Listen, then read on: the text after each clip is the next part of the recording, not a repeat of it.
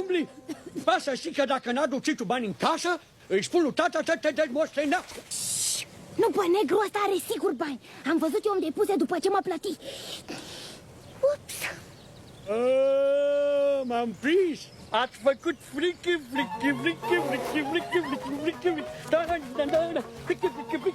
Băi, hai la negru în cot să-i luăm toți bani, auzi?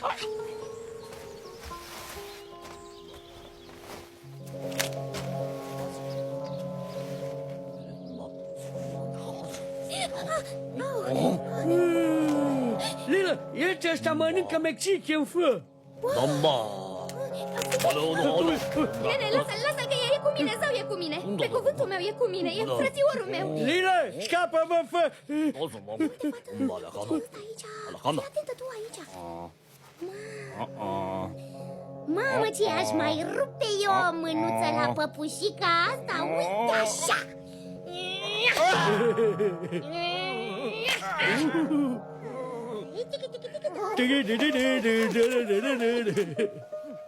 Fată, nu aia, fată.